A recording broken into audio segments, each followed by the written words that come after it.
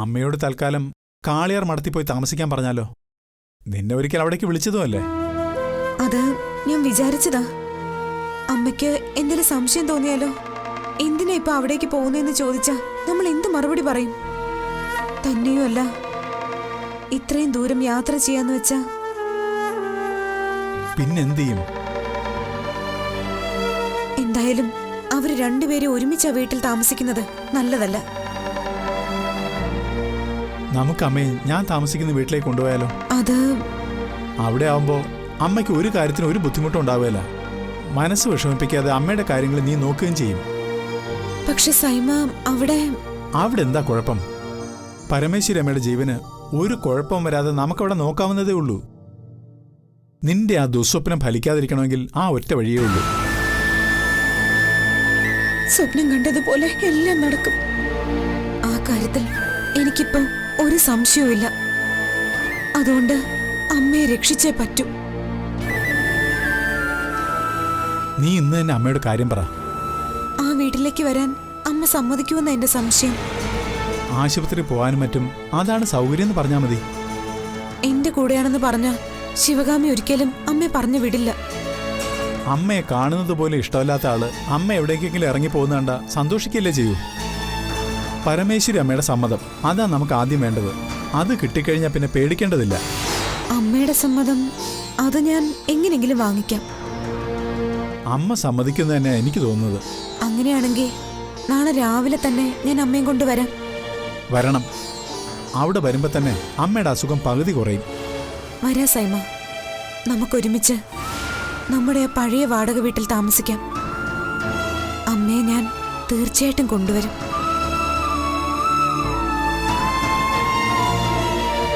എനിക്ക് സന്തോഷമേ ഉള്ളൂ മോള് വിളിച്ചാൽ.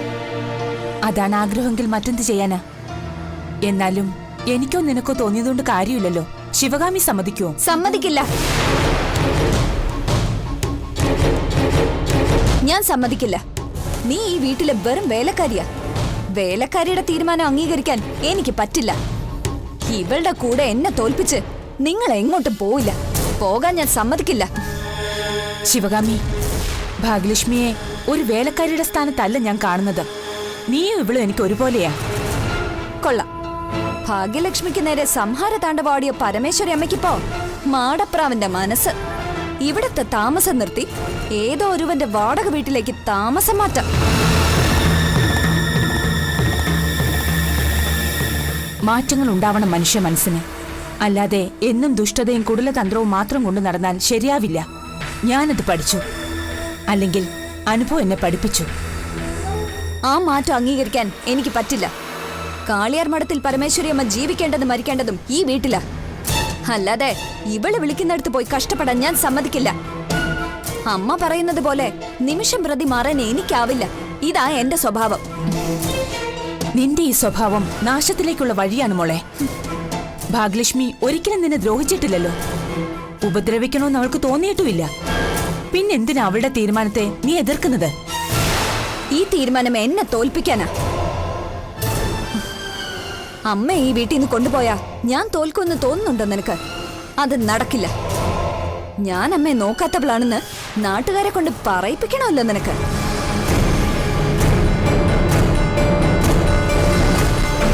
ഇവൾ അങ്ങനെയൊന്നും വിചാരിച്ചിട്ടില്ല. ഇവൾ നിന്നെ തോൽപ്പിക്കാനാണ് ഇതൊക്കെ ചെയ്യുന്നതെന്ന് നിന്റെ തോന്നൽ മാത്രമാ. അങ്ങനെ ആണെങ്കിലും അമ്മ ഇപ്പൊ പോകുന്നില്ല. ഞാൻ വിടുന്നില്ല. ഇവളെന്നും എന്റെ മുന്നിൽ വേലക്കാരിയാ. വേലക്കാരി മകളും രണ്ടും രണ്ട് തന്നെയാ. മകള് പറയുന്നതാ ഒരമ്മ കേൾക്കേണ്ടത്, അനുസരിക്കേണ്ടത്. എന്തിനാ മോളെ ഇത്രയും ദുഷ്ടത? ഇവള് നിന്റെ മുൻപിൽ വേലക്കാരിയായിരിക്കാം. പക്ഷെ ഒരു അമ്മയോട് കാണിക്കുന്ന സ്നേഹമാണ് ഇവൾ എന്നോട് കാണിക്കുന്നത്. ഇവളുടെ സ്നേഹമാണ് എനിക്കിപ്പോ ആവശ്യം. അത് കിട്ടാൻ വേണ്ടി ഇവളുടെ കൂടെ ഞാൻ പോകും. ഈ കൊട്ടാര തുല്യമായ വീട്ടിൽ ഞാൻ നരകിക്കുകയാണ്. എന്താടി, എന്നെ ധിക്കരിച്ച് നീ അമ്മയും കൊണ്ട് പോവോ?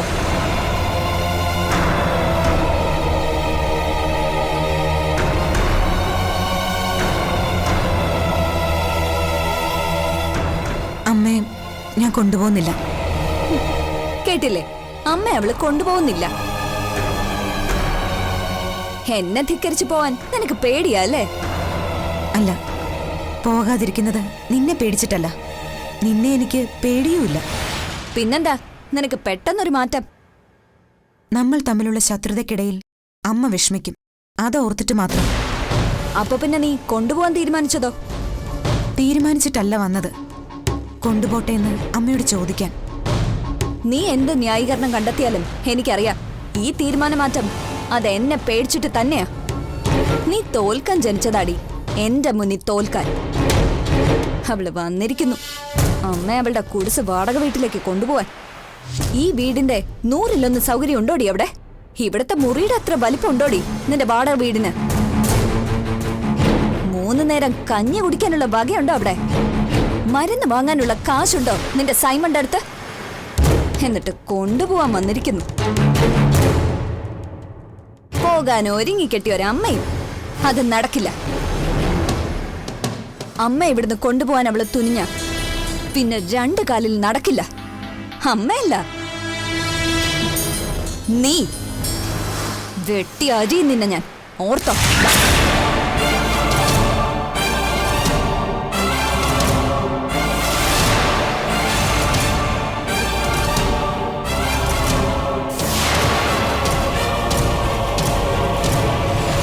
മോള് വിഷമിക്കണ്ട, അവൾക്ക് ബുദ്ധിയില്ല, അതുകൊണ്ടാ ഇങ്ങനൊക്കെ പറയുന്നത്. എന്റെ വിധി എന്താണോ അത് ഞാൻ അനുഭവിച്ചോളാം. എന്റെ മോള് വിഷമിക്കണ്ട. ആ, മോൾക്ക് തരാൻ ഒരു സമ്മാനം എടുത്തു വെച്ചിട്ടുണ്ടമ്മ. വാ വാ വാ.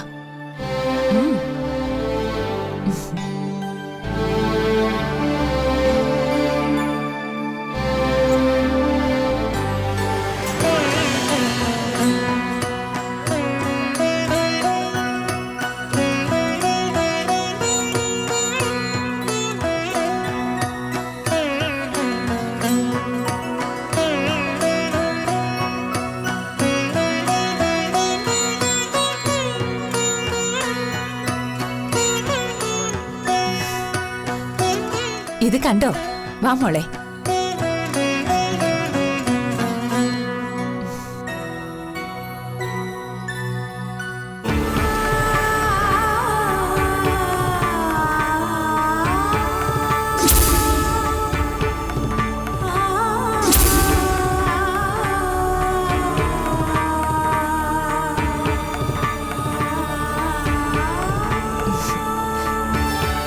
ഇതെന്റെ അമ്മയുടെ സ്വർണവാ, കുടുംബ സ്വത്തായിട്ട് കിട്ടിയത്.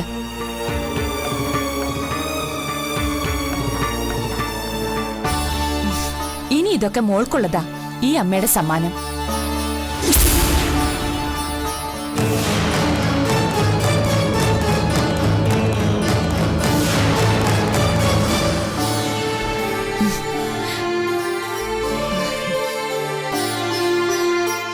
ഇതെല്ലാം മോളെടുത്തോ? എനിക്കൊന്നും വേണ്ട അമ്മേ. അതെന്താ? സമ്മാനിച്ചാലും അതണിയാനുള്ളൊരു യോഗ്യതയൊക്കെ വേണ്ടേ? എനിക്കതില്ല. ആര് പറഞ്ഞു? യോഗ്യത ഉള്ളതുകൊണ്ടല്ലേ അമ്മ ഇത് മോൾക്ക് തന്നത്. എന്നാലും വേണ്ടമ്മേ, ഇതിനുള്ള അവകാശം ശിവകാമിക്ക. അവളാ അമ്മയുടെ മകള്. എന്നാ ഇതിന്ന് എന്തെങ്കിലും മോളെടുക്ക്, മോൾക്ക് വീട്ടിലിടാൻ.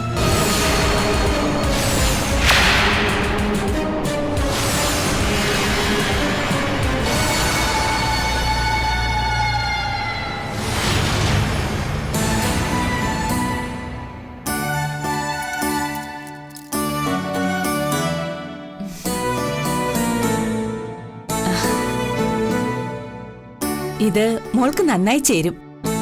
വേണ്ടമ്മേ, വീട്ടിൽ ആഭരണങ്ങൾ അണിഞ്ഞു നിൽക്കുന്നത് എനിക്കിഷ്ടമല്ല.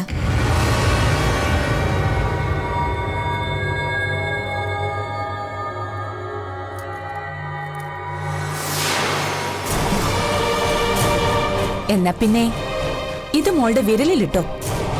ഇപ്പൊ ഒന്നും വേണ്ടമ്മേ, ആവശ്യമുള്ളപ്പോ ഞാൻ തന്നെ അമ്മയോട് ചോദിച്ചോളാം. മോളുടെ ഇഷ്ടം.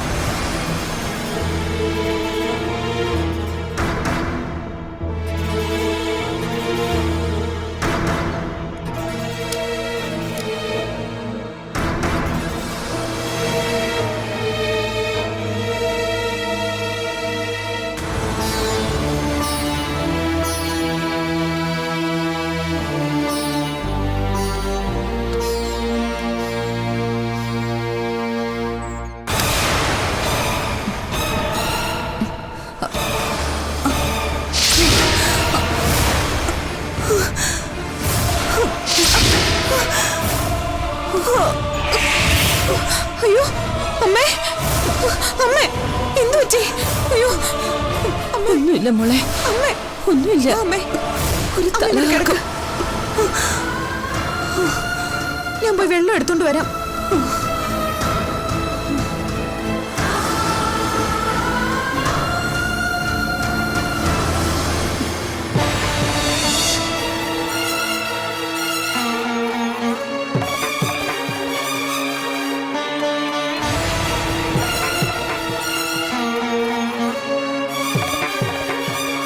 എന്റെ ചോറ്റാനിക്കര അമ്മേ, എന്റെ അമ്മയ്ക്ക് ഒരാപത്തും വരുത്തരുതേ. ഈ തിരുമുന്നിൽ നിന്ന് ഞാൻ കരളുരുകി പ്രാർത്ഥിക്കുന്നത് എന്റെ സുഖസന്തോഷങ്ങൾക്ക് വേണ്ടിയല്ല, ആയുരാരോഗ്യത്തിനു വേണ്ടിയും അല്ല. എന്റെ ദുരിതങ്ങളും സങ്കടങ്ങളും അകറ്റിത്തരണേന്ന് പറയാനുമല്ല. ഒന്നും വേണ്ട എനിക്ക്. എന്റെ അമ്മയുടെ അസുഖം ഭേദമാക്കി തന്നാൽ മാത്രം മതി. അത് മാത്രമേ ഞാൻ ആവശ്യപ്പെടുന്നുള്ളൂ. എനിക്ക് പറയാൻ ആരുമില്ല. എന്റെ സങ്കടങ്ങളും ദുരിതങ്ങളും എല്ലാം അകറ്റിത്തരുന്ന ചോറ്റാനിക്കര അമ്മയല്ലാതെ. അതുകൊണ്ടല്ലേ ഞാൻ ഈ തിരുമുമ്പിൽ വന്ന് പറയുന്നത്. എന്റെ സുഖസന്തോഷങ്ങൾ തിരിച്ചെടുത്തോളൂ, ആയുരാരോഗ്യവും ദുരിതക്കടലാക്കി മാറ്റിക്കോളൂ എന്റെ ജീവിതം. പരാതിപ്പെടില്ല. പക്ഷെ എന്റെ അമ്മ തളർന്നു വീണത് കണ്ടില്ലേ? അമ്മയ്ക്ക് അറിയില്ല അമ്മയുടെ അസുഖം എന്താണെന്ന്. എന്റെ ജീവിതം തിരിച്ചെടുത്തിട്ട് അമ്മയുടെ ജീവിതം തിരിച്ചു തന്നൂടെ? എനിക്കറിയില്ല എന്ത് ചെയ്യണമെന്ന്. അമ്മയുടെ അസുഖം മാറ്റിത്തരില്ലേ? ആയുരാരോഗ്യം തിരിച്ചു തരില്ലേ? എല്ലാം നടക്കുമെന്ന് എനിക്കറിയാം. എന്റെ ചോറ്റാനിക്കര അമ്മ മനസ്സ് വെച്ച. എന്റെ ചോറ്റാനിക്കര അമ്മ, ശക്തി സ്വരൂപിണി, കരുണാമയി, എന്റെ അമ്മയുടെ രോഗം മാറ്റിത്തരണേ. അതിനൊരു മാർഗം നീ കാണിച്ചു തരില്ലേ? കാണിച്ചു തരില്ലേ അമ്മേ? എന്റെ ചോറ്റാനിക്കര അമ്മേ.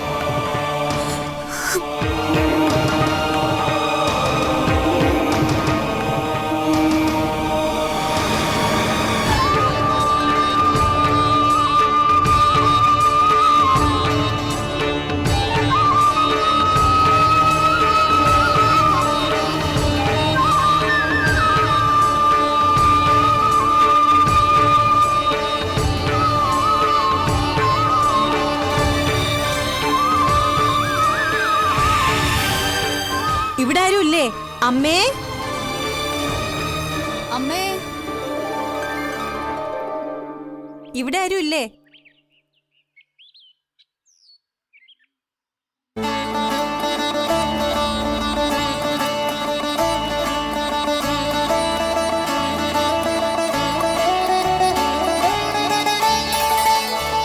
ഞങ്ങളൊരു വഴിപാടുമായി വന്നതാ. വഴിപാടോ? ആ, 101 വീടുകളിൽ ഭിക്ഷ തെണ്ടണമെന്ന വഴിപാട്.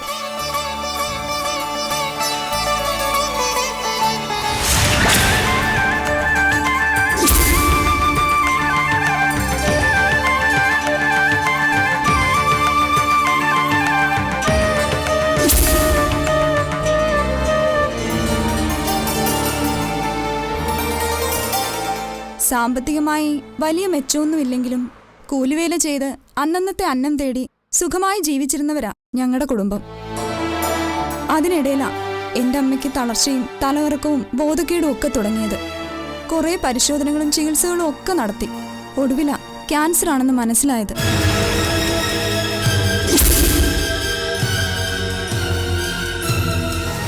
വലിയ ചികിത്സകളൊക്കെ നടത്തിയാൽ മാറുമത്രേ. പക്ഷേ അതിനൊക്കെ വലിയ ചിലവ് വരില്ലേ? അന്നന്നത്തേക്കുള്ള വക കണ്ടെത്താൻ പെടാപ്പാട് പെടുന്നവരാ ഞങ്ങള്. ഞങ്ങളെക്കൊണ്ട് അതിനൊക്കെ സാധിക്കുമോ? അങ്ങനെ വിഷമിച്ചിരിക്കുമ്പോഴാ എൻ്റെ ഉള്ളിലൊരു തോന്നലുണ്ടായത്, ചോറ്റാനിക്കരമ്മയുടെ അടുത്ത് പോയി ഭജന ഇരിക്കാന്ന്. ഞാനങ്ങ് തീരുമാനിച്ചു. വർഷാവർഷം നോമ്പും വ്രതവും എടുത്ത് കാവുതീണ്ടലിന് പോണ പൂജാരിയെ കണ്ട് ഉപദേശവും ചോദിച്ചു. അദ്ദേഹമാ പറഞ്ഞത് 101 വീടുകളിൽ ഭിക്ഷ തെണ്ടി ആ കിട്ടുന്ന പണവുമായി ചോറ്റാനിക്കര അമ്മയുടെ മുമ്പിൽ പോയി ഭജന ഇരിക്കാൻ. അവിടുത്തെ പ്രസാദം കഴിച്ചാൽ അമ്മയുടെ അസുഖമെല്ലാം മാറുമെന്ന് എനിക്കും തോന്നി. അത്രയ്ക്കല്ലേ ചോറ്റാനിക്കര അമ്മയുടെ പ്രഭാവം. ഞങ്ങളീ പറഞ്ഞൊന്നും മോക്ക് വിശ്വാസമാവില്ലെന്നറിയാം. ഇന്നത്തെ കുട്ടികളല്ലേ, എന്ത് ചോറ്റാനിക്കര അമ്മ, എന്ത് വഴിപാട്, എന്ത് ഭജനം. എനിക്ക് വിശ്വാസ ചോറ്റാനിക്കര അമ്മേ ഞാനും എന്നും പ്രാർത്ഥിക്കാറുണ്ട്. അത് പറ, അതാ ഈ മുഖത്തിത്ര ഐശ്വര്യം. എന്തായാലും ചോറ്റാനിക്കര അമ്മയോടുള്ള ഭക്തി വിടാതെ കൊണ്ടു നടക്കണം. എല്ലാ അനുഗ്രഹവും അമ്മ തരും. ശക്തി സ്വരൂപിണി, കരുണാമയിയാണമ്മ. രക്ഷ തരും എന്നും എല്ലായ്പ്പോഴും. മോക്ക് എല്ലാം നന്മയുണ്ടാവും.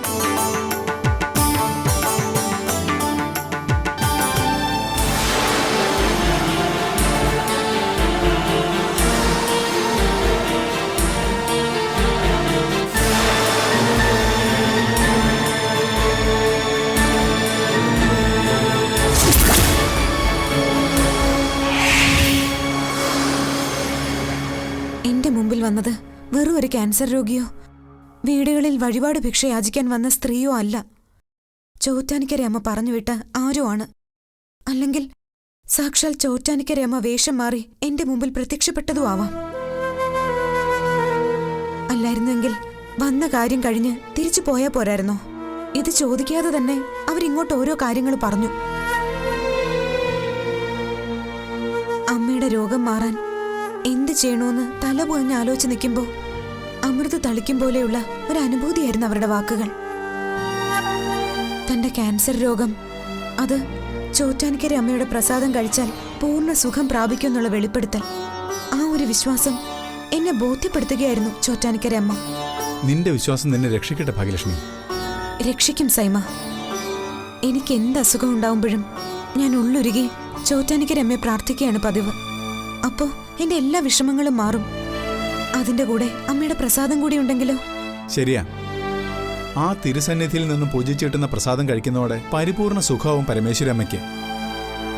എനിക്ക് ഒരു ഉപകാരം ചെയ്യാൻ പറ്റുമോ? ചോദിക്കേണ്ട കാര്യമുണ്ടോ ഭാഗ്യം, പറഞ്ഞാ പോരെ. ഇന്ന് പ്രസാദം ഒന്ന് എത്തിച്ചേരാൻ പറ്റുമോ? നിനക്ക് തന്നെ പൊയ്ക്കൂടെ?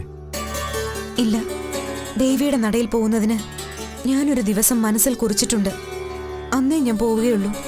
അത് ദേവിക്കും അറിയാം. എന്നാ ശരി, ഞാൻ കൊണ്ടുവരാം. പക്ഷെ ഒരു പ്രശ്നമുണ്ട്. എന്താ? പകല് പറ്റില്ല. കടയിൽ ഇന്ന് റസാക്കില്ലാത്തോണ്ട് ഞാൻ വേണം കാര്യങ്ങളൊക്കെ നോക്കാൻ. രാത്രി എത്തിച്ച പോരെ? മതി, ഇന്ന് തന്നെ കൊടുത്തു തുടങ്ങാമെന്ന് മനസ്സിൽ പ്രാർത്ഥിച്ചുപോയി. സമാധാനമായിട്ട് വീട്ടിൽ പൊയ്ക്കോ. രാത്രി പ്രസാദമായിട്ട് ഞാൻ അങ്ങ് എത്തിക്കോളാം.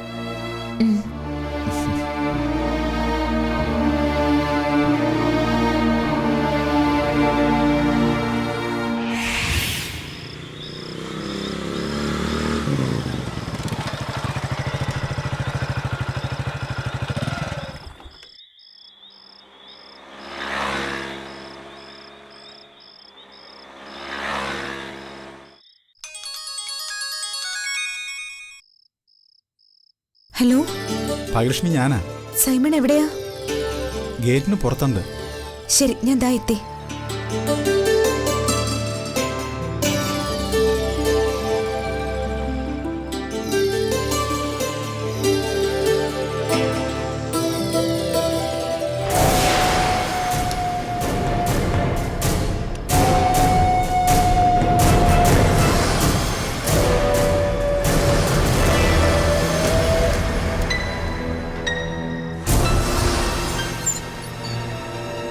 കിട്ടിയോ?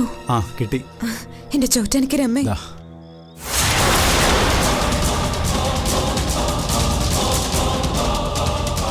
എന്നാ പിന്നെ ഭാഗ്യലക്ഷ്മി പൊയ്ക്കോ.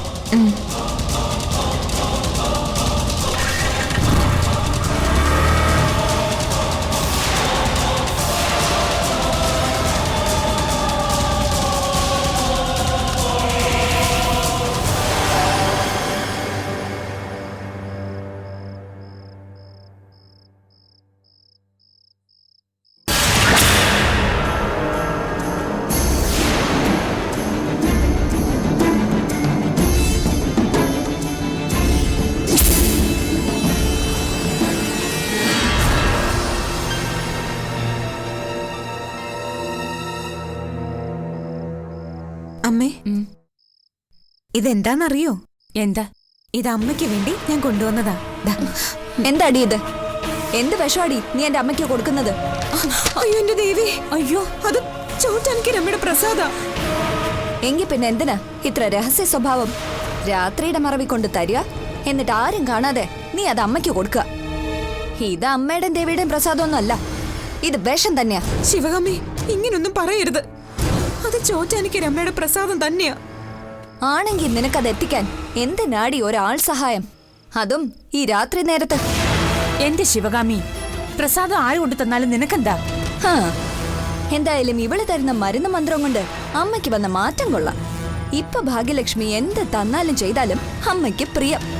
കുറച്ചുകൂടെ കഴിയുമ്പോ ഒരടിമയെ പോലെ ഇവളുടെ മുന്നിൽ അനുസരണശീലമുള്ളവളായി മാറും എന്റെ അമ്മ. അതിനാണല്ലോ കൈവശം തരുന്നത്. അവളെ കുറ്റപ്പെടുത്താതെ നീ ഒന്ന് പോകുന്നുണ്ടോ ശിവകാമി? എങ്കിൽ എനിക്ക് അറിയണം, ഇവളെന്താ അമ്മയ്ക്ക് കൊണ്ട് തന്നത്?